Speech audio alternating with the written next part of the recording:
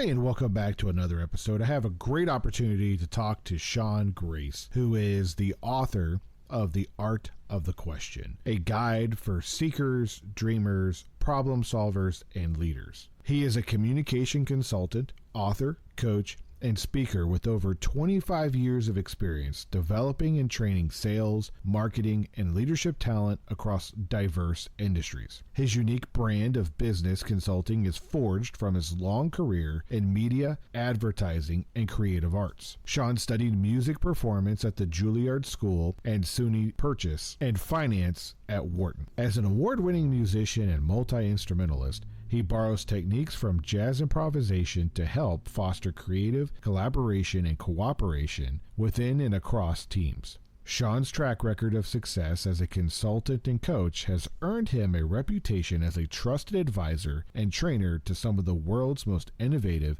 and successful organizations. This is Tim Staten with Tim Stating the Obvious. What is this podcast about? It's simple.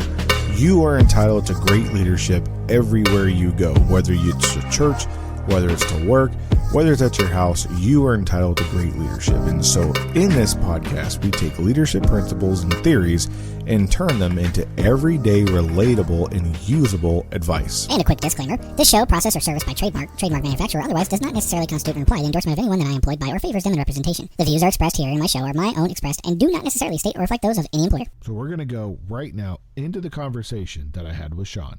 Hey, Sean, it's good to have you on the show. Everyone just heard your impressive bio there. But I just wanted to say, one, again, thanks for stopping by and having this conversation. And I was wondering if you could just take a quick minute to tell us, how you came about writing the book and what the book is about. Sure. Well, first of all, thanks for having me on your program, Tim. I appreciate the invitation. Well, The Art of the Question really grew out of a workshop I had created probably 5-6 years ago called The Art of the Question. And that was a result of many, many years and really a career of using questions in both on the persuasion side, on the influence side, and then eventually on the management and leadership side. And then I started to understand how those techniques could be used in general communication in order to communicate more effectively and to connect with people in a more deeper fashion. So the workshop came out of a lot of requests in my other communication workshops for skills in questioning. So I started to incorporate that with some of the other workshops, and I said, I think this deserves its own workshop. So I built the workshop, and after several years of conducting the workshop and having a few hundred different participants in the workshops and getting lots of different feedback, I felt I was in a pretty good position to document all of the learnings and all of the points and the ideas, and with the idea of creating a book. And of course, so many times, so many of us say, hey, I'm going to write a book, I'm going to put all this together, and that's sort of where I was at. However, doing it and bringing it to its fruition is a whole other story completely. So I thought that it would be a lot easier than it was to put together a meaningful, compelling narrative covering all the various topics. And although I had lots and lots of information, data, research, and writings, piecing it together in a cohesive fashion for people to be able to understand and access and be able to use was certainly a different story altogether. So that took some time to craft the right kind of approach to the various topics within the book. So the book itself took probably a little over a year itself to write, and it was probably 5 or 6 years of research and development in putting together the material. So the book is out just a short bit now, and the reaction so far has been pretty positive. So far, so good.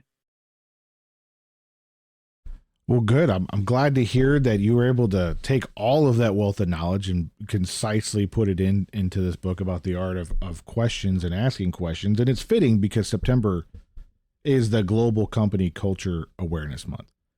And part of the things that we do and we talk about is how do we develop company culture and how can questioning be a part of that when sometimes it might not be a part of our everyday lives. So how does this book address the ideas of encouraging questioning and making that a part of workplace culture?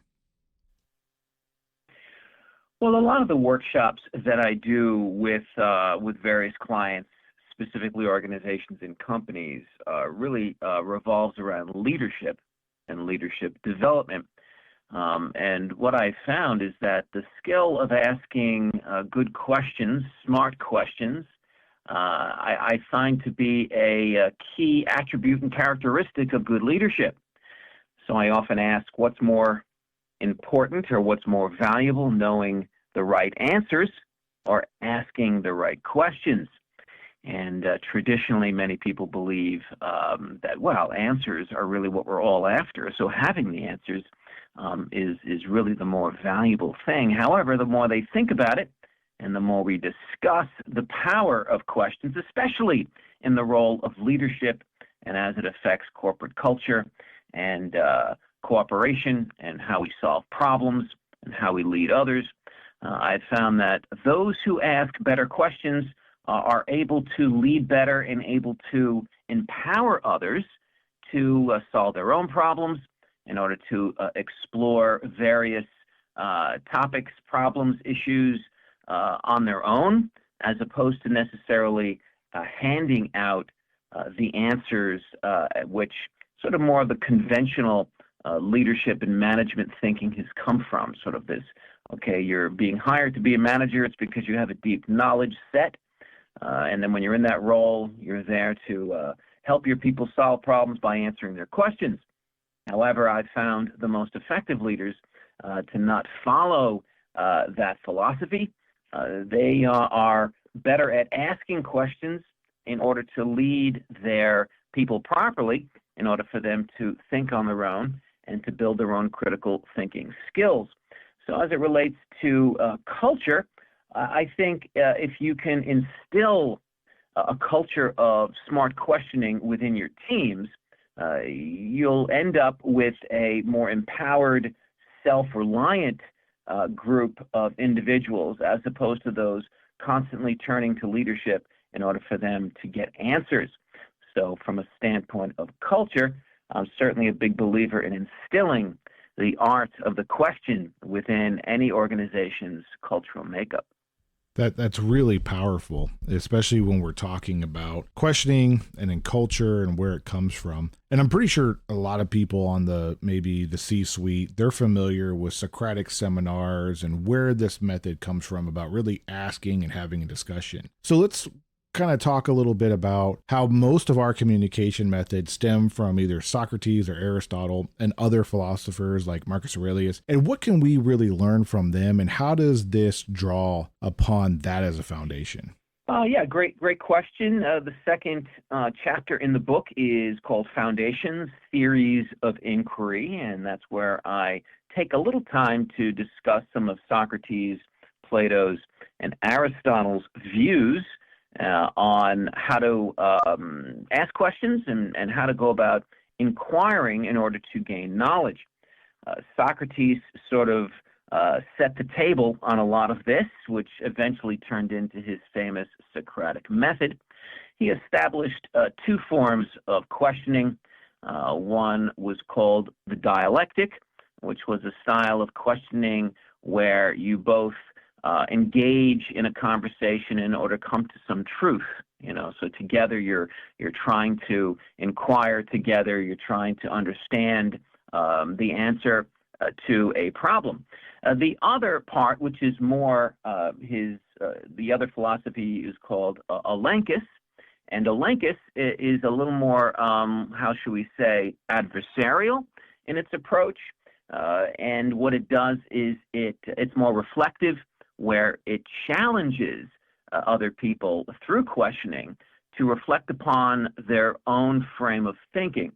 So Elenchus is a great technique as a teacher where you'll engage your students, or if you're a coach or a mentor, You can use Socrates' Elenchus style in order to challenge the thinking and to help reframe possibly some unproductive thinking on the other person's part. So Socrates sort of laid out this idea that there are many different ways of inquiry. He decided that these two fundamental avenues of questioning are sort of like the two big power hitters there. From that, Plato, which was his star pupil, see, Socrates never wrote anything down, so all of his learnings were purely through word of mouth, which were mainly picked up by Plato, his student, who was a prolific writer. So Plato took Socrates' ideas and took it to a different level. He wasn't so much necessarily about the methods of questioning, but the definition of what is knowledge and what is true knowledge versus what is false knowledge. So he explored ideas in the realm of how do we know when something is real? How do we know when something is fake? So he laid out several ideas in how to do that. Then Aristotle came along and picked up a lot of the both ideas within Socrates and Plato, and he took a more inductive approach, which has to do more with sort of empirical evidence, that is to understand the world through experience, through observation, through testing, through analysis. And he eventually, his ideas turned into the scientific method. So Socrates with the Socratic method through two primary frames of questioning, to Plato's ideas of how we define knowledge itself, into Aristotle's methods, which were more deliberative and more methodical as it related to, okay, how do we really tangibly understand the world around us? And then he came up with hypotheses and frameworks, which turned into the scientific method. So these three philosophical giants really set the field for inquiry that still informs to this day, and for several, well, I would say, right, 2,500 years or so later, we still use many of the methods and fundamental ideas that those philosophers laid down for us. So I felt it was important within the book to expend at least a little time. It's not a long chapter. I don't spend a lot of time getting into the deep philosophies of each. It's just a few pages per philosopher. But what I do is I touch upon what I consider the salient points of each of these philosophers in order to give the reader a sense, okay, we have a nice foundation as to how we go about inquiring about the world around us, the methods by which we might be able to start doing that, how we define knowledge itself, and how do we determine what's real and what's not. So that's sort of how I approached these great philosophers, because I felt that we needed to start there in order to understand how to then build more specific frameworks, processes, and systems for questioning.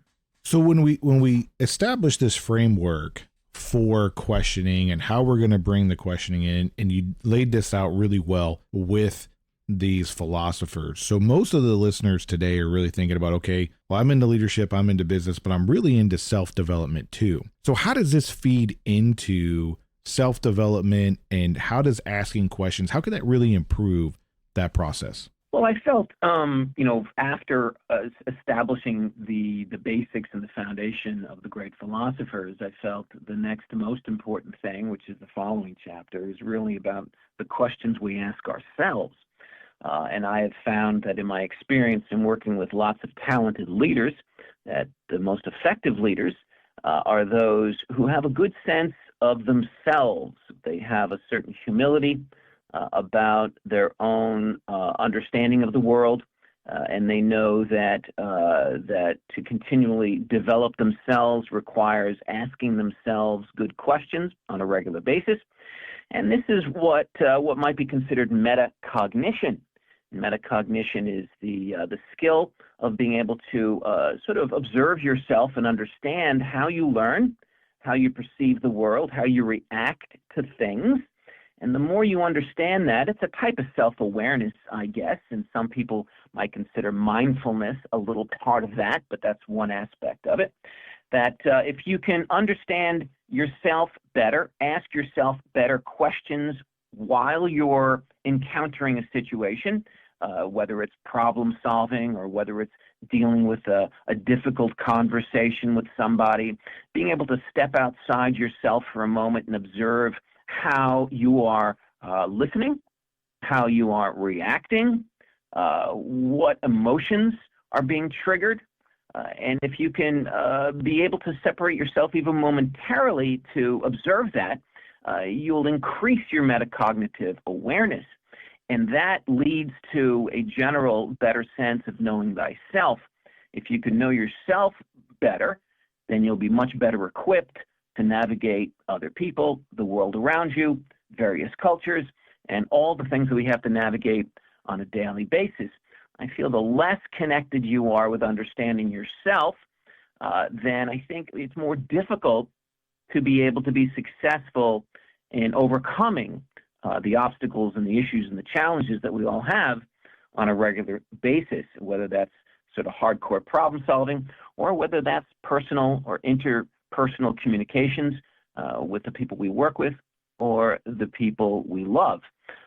So knowing thyself is, I think, a big aspect of how you start to learn to be more cognitive about how you go about learning about the world. Those are all great points. And I really like the point where you talked about how to be able to step out of yourself, to have a conversation, not just necessarily to like win a point, right? But to have mutually successful outcomes. So how can we use this book? And can you really expand upon the four-corner approach and how it can help us improve potential for mutually successful outcomes? Well, the four-corner approach, I think I dip into that within the chapter on persuasion and negotiation, and that is essentially when you evaluate when you're working with somebody, especially in negotiation, or it just could be any conversation, is to get a handle on where their priorities are.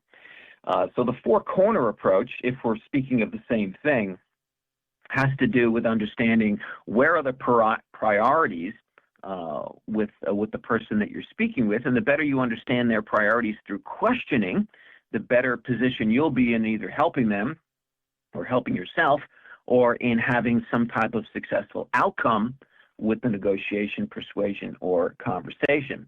So the four-corner approach really comes out of the world of sales and formerly called sort of the four-corner close. It's a much more strategic approach to questioning as it relates to understanding and sort of mining where the true priorities are with the other party. The more you're informed about where the needs, where the wants, where the wishes, where the motivations are with the person that you're speaking with, the better you'll be in dealing with the conversation and leading to a successful outcome that hopefully will bring you closer to what you desire within whatever it is that you're negotiating or trying to persuade around. So that's a fundamental aspect, I think, in the world of negotiation persuasion. I guess it relates to many other aspects of communication. But I'm not sure, did that answer your question though, Tim? No, that did. And because your book really reminds me of like Sun Tzu's Art of War, but for the leadership realm and for asking questions, right? So we talked about knowing ourselves, and then we talked about knowing other people. Mm-hmm. And, Sun Tzu brings up a great point about you'll lose like 100 battles if you don't understand yourself first. And so that's the kind of reason why I know I jumped around on you.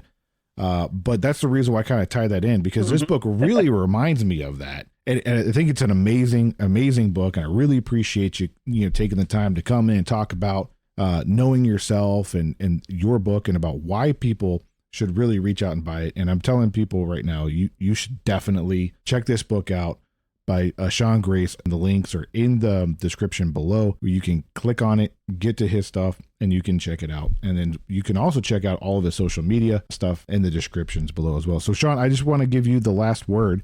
Is there anything else that you would like to add or share as the departing words? Well, once again, I want to thank you for bringing me on. And, the know thyself is definitely one of the more fundamental aspects of being an effective observer and questioner and problem solver in the world.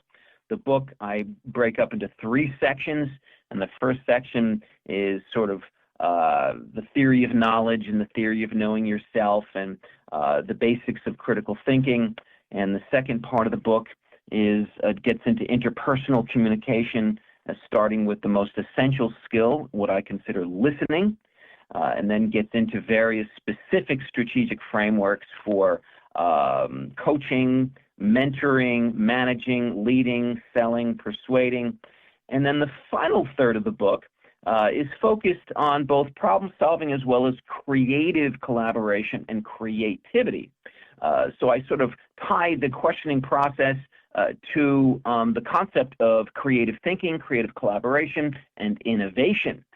So I bring it all together in the final part of the book. So if you look at the 3 aspects, you'll end up with a skill set for better decision making, a skill set for deeper connections, and a skill set for more breakthrough thinking and innovative ideas. Hey, Sean, I really appreciate you coming in and talking with us today. Thank you so much.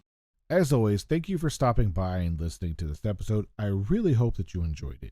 And more importantly, I really hope that you got some value out of Sean Grace's talk about his book, The Art of the Question.